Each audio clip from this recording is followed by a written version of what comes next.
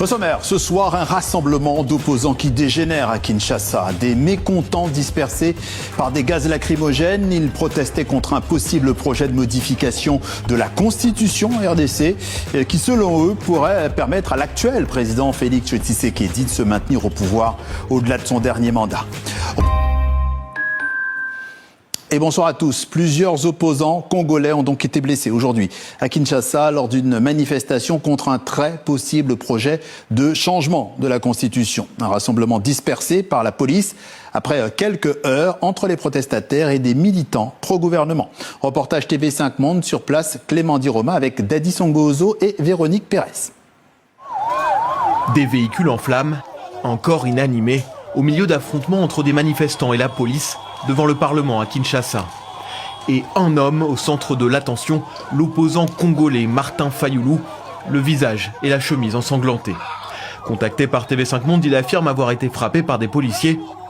Ce rassemblement avait pourtant commencé dans le calme. Il légifère, et ce sont les législateurs. Mais le législateur ne peut pas, lui, légiférer en violant la Constitution. Déjà qu'on nous dit qu'ils ont adopté la loi ou le projet de loi définissant les modalités d'un référendum. Qui le leur a demandé? Qui le leur a demandé? Et donc le peuple est ici, il continue à arriver malgré les dispositifs que vous voyez. Le peuple est déterminé. Derrière cette colère, un projet de modification de la Constitution qui permettrait au président Félix Tshisekedi de se présenter pour un troisième mandat après un référendum.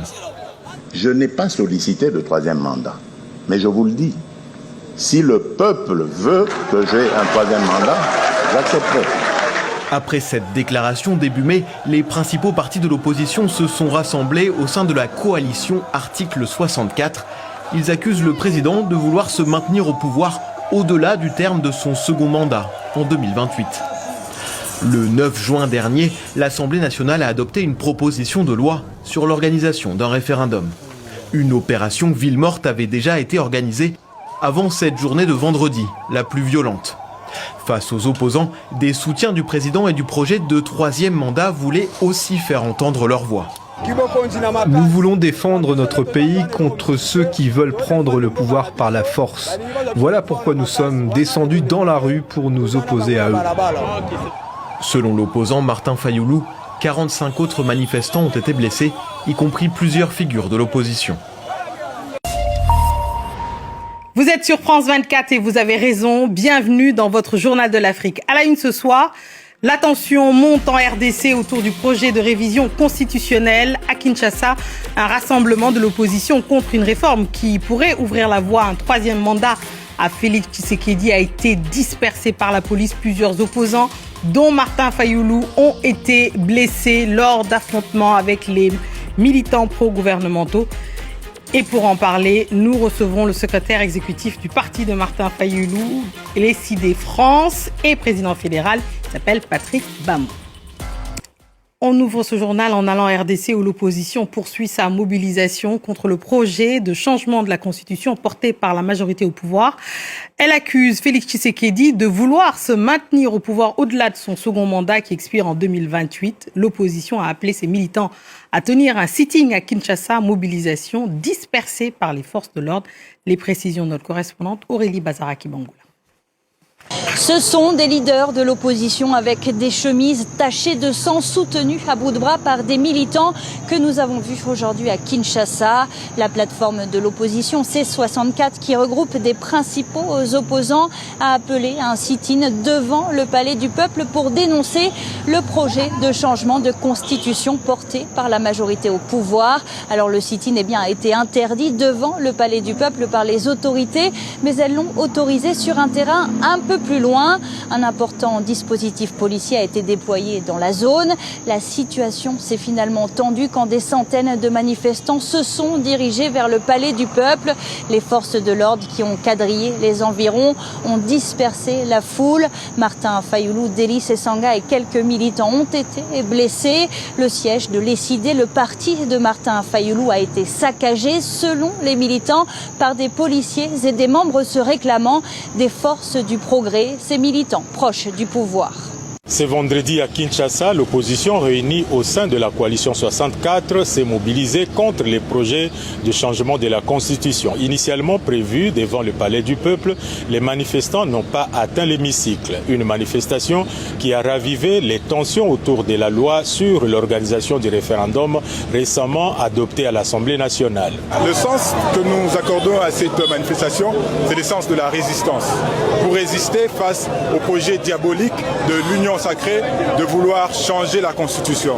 Changer la Constitution alors que nous sommes en un état de guerre, où la République démocratique du Congo n'est plus dans ses frontières naturelles. C'est-à-dire que nos frères de Kishiché, de Goma, de Bukavu, de Walikale sont aujourd'hui sous les jougs du Rwanda. Pour l'opposition, cette initiative pourrait ouvrir la voie à une remise en cause de l'article 220 et du principe de l'alternance démocratique. 2 jours après le vote de la loi sur le référendum, l'opposition multiplie les actions pour tenter d'enrayer le processus. Même si nous consultons le peuple, nous n'avons pas confiance en leur CENI. Nous n'avons pas confiance en leur justice qui est malade. La Cour constitutionnelle leur donnera raison. On ne peut même pas arriver à ça parce que nous savons tous que ce n'est pas possible. Le changement de la Constitution ne peut pas être possible dans notre pays. Donc on peut modifier certains articles. En face, la majorité rejette ces accusations.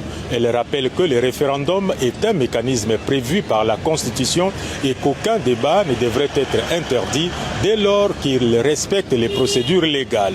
Les partisans du pouvoir estiment en outre que l'opposition ne dispose pas d'une réelle capacité de mobilisation populaire contre cette initiative.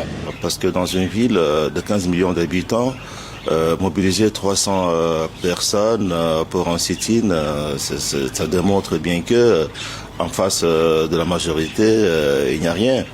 Mais il fallait juste donc créer un peu de buzz en jetant des pierres aux policiers. Au sein de l'Union sacrée, famille politique du chef de l'État, plusieurs responsables considèrent que la constitution actuelle n'est plus totalement adaptée aux exigences d'une gouvernance efficace. La constitution de 2006 a créé beaucoup d'institutions que j'appelle budgétivores. Vous voyez, nous sommes dans un pays en crise, nous avons 27 parlements, 27 gouvernements, un Sénat qui fait double emploi avec l'Assemblée nationale. Ce sont des dépenses, n'est-ce pas, à mon avis, inutiles. L'argent qu'on peut affecter au social de la population. Donc, en voulant supprimer l'Assemblée provinciale, par exemple, cela nous ramène à l'article 220 de cette constitution qui interdit qu'on réduise les compétences des provinces. Au-delà des clivages partisans, ces débats rappellent les précédentes controverses constitutionnelles qu'a connues la RDC. Pour de nombreux observateurs, les positions évoluent souvent selon que l'on se trouve du pouvoir ou dans l'opposition. Reste à savoir si la capacité de mobilisation des différents camps influencera la suite du processus. Depuis Kinshasa, Jacques Mboka pour RT en français.